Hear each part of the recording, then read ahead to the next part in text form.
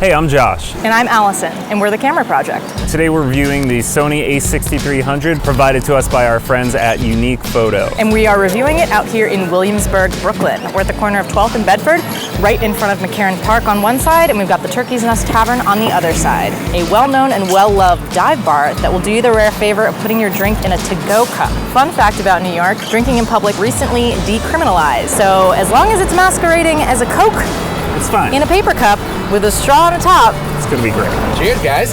Cheers. Hey, thanks. Cheers. Oh no, I'm so sorry. No, that's okay. Secure the top. Secure the It's top. gonna be good. More importantly, it's not gonna affect our review. It's definitely going to affect our review. It's okay.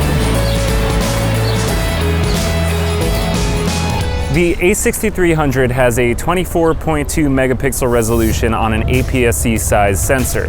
Goes up to ISO 51200 with a big standout feature of 425 phase detection autofocus points and a whopping 11 frames per second. That's pretty good, Josh. It is. So the body of this camera is quite nice, slim, compact, smooth. It's not really going for any outstanding kind of retro styling or anything like that. It's very functional, but it does have a very nice, solid grip on it with no accessories needed there. The shutter button exactly where you'd expect it to be, very comfortable in your hand. It's got a pop-up flash, which is great, nice built-in option there. My initial feeling, I was afraid it wouldn't be too sturdy, but Josh made the excellent point that you can kind of use it as a bounce and tilt it, and it articulates a little bit. Speaking of articulation, the screen itself doesn't fully articulate. It pops out and it angles up and down. So if you want to get a high angle or a low angle shot, it's nice. It is not a touch screen. So you will be navigating strictly with the knobs and dials and buttons on the camera. Speaking of those, it's got kind of your classic PASM dial here to switch between the standard functions most digital cameras offer. It's got a knob here as well to adjust aperture, shutter speed, however you've got it set up. And as well, it's got a dial back here to alter whichever other function. I think these are customizable, so you can kind of set whichever one you like, but it's, you know, pretty standard stuff in the digital camera world at this point. The viewfinder does not articulate either. That's kind of fixed in here, but it's nice. It's got like a pretty good eye cup, and I actually found myself using the viewfinder quite a lot when I was shooting with this camera, and it was, you know, completely satisfactory. As I mentioned before, one of the standout features of the a6300 is its autofocus. With 425 phase detect autofocus points, it's pretty much the top of the line in terms of mirrorless cameras.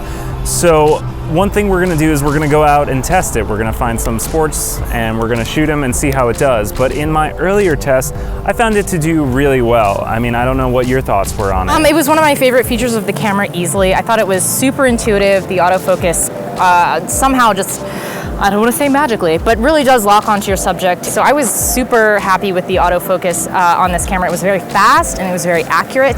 The burst mode was also great if you're shooting action or a moving subject. It's quick, it's pretty on point. It's almost like it's got a more precise version of face detection technology where it's specifically eye detection. And I think this, you know, ties in with the intuition that I mentioned. It will kind of lock onto a person's eyes. So it knows where to focus and it does it pretty accurately and pretty quickly. Yeah, it will track the eye really well, and I was really impressed with that. Sony cameras have had that for a while, but the performance on this one was really great. Going back to the 425 phase detect autofocus points, it has this crazy feature where if you're shooting action, it will actually group those points and move them dynamically toward your subject, unlike a traditional DSLR where they're sort of a diamond pattern around the center of the frame. Not only can they fill almost the whole frame, but they can intelligently group themselves around your subject, which is awesome. And then there's the frame per second, which you mentioned, and it's 11 frames a second at its top. But if you want that quicker refresh rate where you're seeing more of that live view and can really track your action, it's 8 frames a second, which is really no slouch either. So in terms of sports, I think this camera is really shines there, especially for certainly a hobbyist who wants to follow local sports or things like that, or even at the pro level. Yeah, I would say this is also good if you're shooting friends or kids or something like that. It's gonna get your shot and it's gonna get it quick, and it's pretty trustworthy in that regard. All right, so I want to test some of the autofocus features of the a6300. So we got this kickball game behind me. I'm going to try using the lock-on autofocus, where you set the focus point by using the center button on the camera, hit the center button to have it lock onto your subject, and it'll theoretically follow what's happening in the game. So let's see what happens.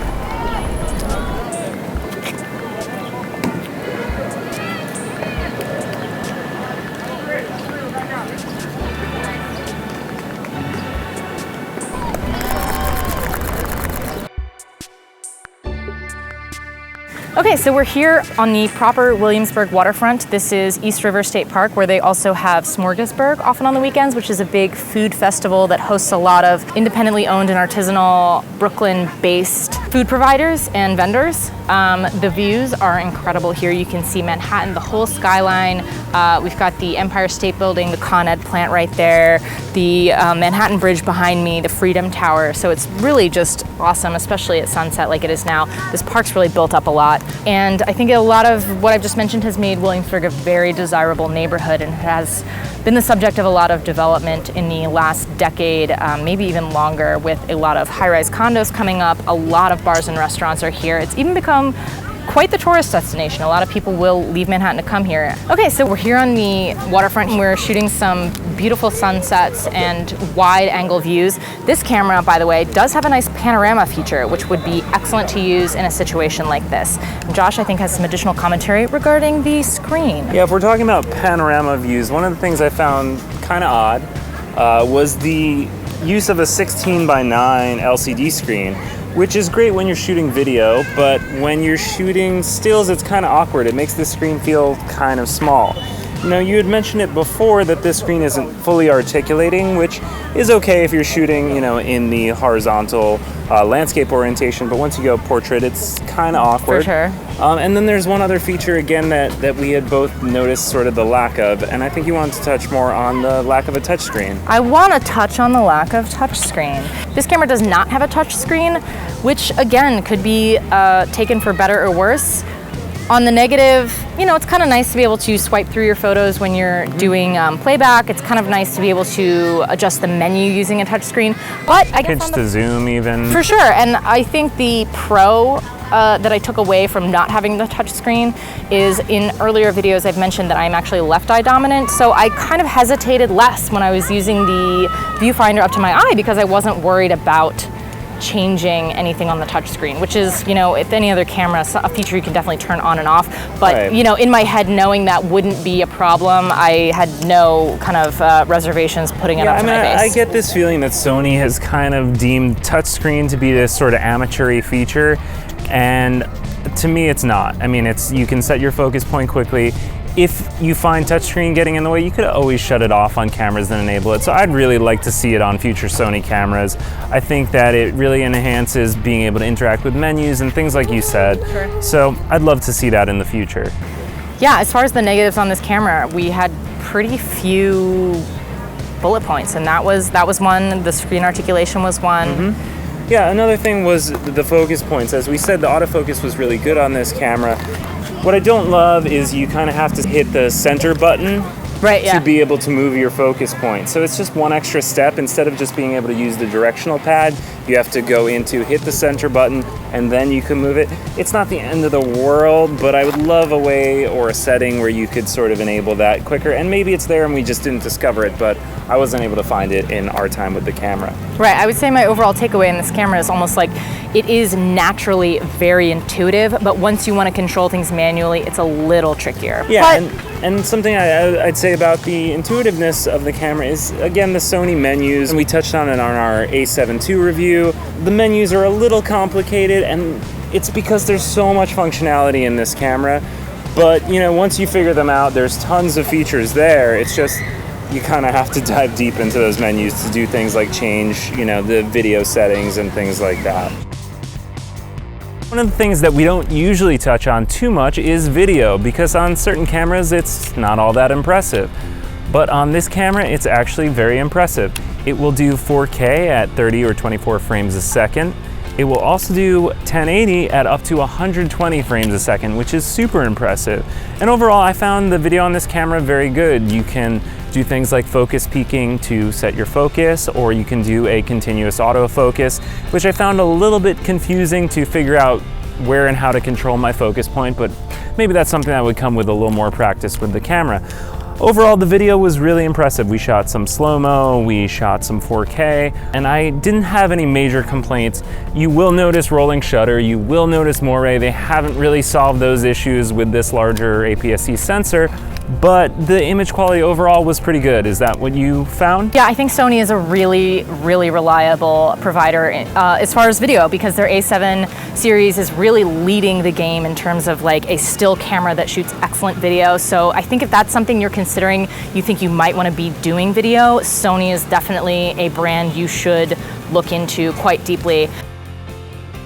All right, so just wrapping up our thoughts on the Sony a6300, Josh, what are your pros and cons on this one?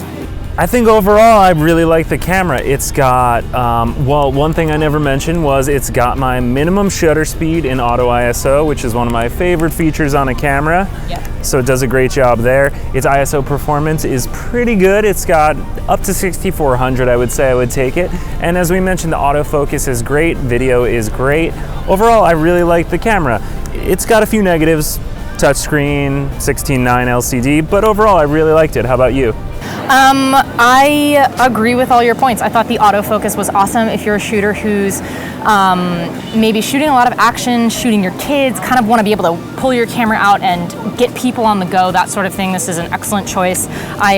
Similarly, I wish it had a touch screen. I wish the screen moved more, but it's kind of, meeting certain requirements at the best it could, and maybe even beyond for a lot of other cameras. Do you want to talk about the price point for a second? Like, how much is this camera? And right, so the camera body only is $999, so it's kind of a middle of the range. $1149 with the kit lens, which is not the lens here. It's the 16-50, more of a pancake lens, which probably optically isn't as good as this one, but it is a lot smaller and lighter than this one. So pros and cons there. So that wraps up our review of the Sony a6300. If you guys want to try out this camera before you buy it, check out Unique Photo. They have an online website that is a great place to start, or if you're in the New Jersey area, you can check out their store. Their staff is super knowledgeable. They have classes. They have a team that can totally help you if you're not sure where to start with photography. Please remember, if you like this video, subscribe to our channel. We really appreciate it. And thank you guys so much for watching. Thanks for watching. But also subscribe. Subscribe. Don't forget to subscribe. Really, just subscribe.